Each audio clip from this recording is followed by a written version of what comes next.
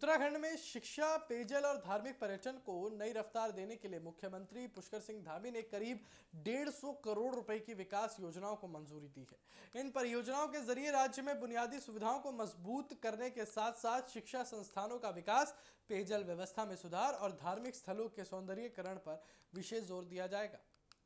मुख्यमंत्री पुष्कर सिंह धामी ने उत्तराखंड में विकास कार्यों को गति देने के लिए करीब 150 करोड़ रुपए की विभिन्न परियोजनाओं को विस्तृत स्वीकृति प्रदान की है और इन परियोजनाओं में शिक्षा, पेयजल और धार्मिक पर्यटन से जुड़े कई महत्वपूर्ण कार्य शामिल हैं।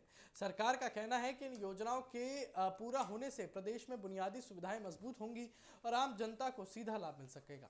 सबसे बड़ी स्वीकृति अमृत 2.2 योजना के तहत सहस्त्रधारा पेयजल योजना के लिए दी गई है। इस परियोजना के लिए 113.15 करोड़ रुपए मंजूर किए गए हैं और इस योजना का उद्देश्य पेयजल आपूर्ति व्यवस्था को अधिक मजबूत और प्रभावी बनाना है ताकि बड़ी आबादी को नियमित और बेहतर पेयजल उपलब्ध कराया जा सके।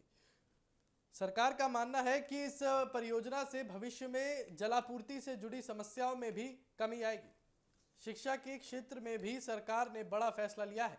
वीरचंद्र सिंह गढ़वाली उत्तराखंड उद्यानिकी और वानिकी विश्वविद्यालय भरसार के विकास और निर्माण कार्यों के लिए 33.5 करोड़ रुपए राज्य आकस्मिकता निधि से स्वीकृत किए गए हैं और इस राशि से विश्वविद्यालय में अधोसंरचना को मजबूत किया जाएगा और लंबे समय से लंबित विकास कार्यों को गति मिलेगी और इससे विद्यार्थियों को बेहतर शैक्षणिक वातावरण और आधुनिक सुविधाएं उपलब्ध कराने में मदद मिलेगी। धार्मिक पर्यटन को बढ़ावा देने के उद्देश्य से सरकार ने टिहरी गढ़वाल जिले के देवप्रयाग विधानसभा क्षेत्र स्थित दुंडेश्वर महादेव मंदिर के सौंदर्यीकरण के लिए 1.05 करोड़ रुपए की मंजूरी दी है और इस परियोजना के तहत मंदिर परिसर का विकास, श्रद्धालुओं के लिए बेहतर सुविधाएं और आसपास के क्षेत्र का सौंदर्यीकरण किया जाएगा।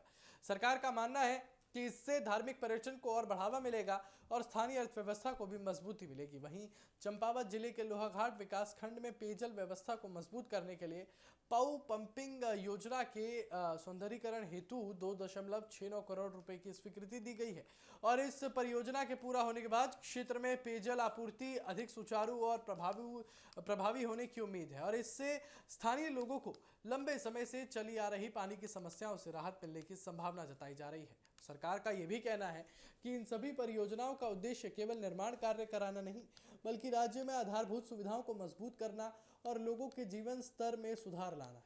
शिक्षा संस्थानों का विकास, सुरक्षित पेयजल की उपलब्धता और धार्मिक स्थलों का संरक्षण जो है राज्य के समग्र विकास की दिशा में महत्वपूर्ण कदम है।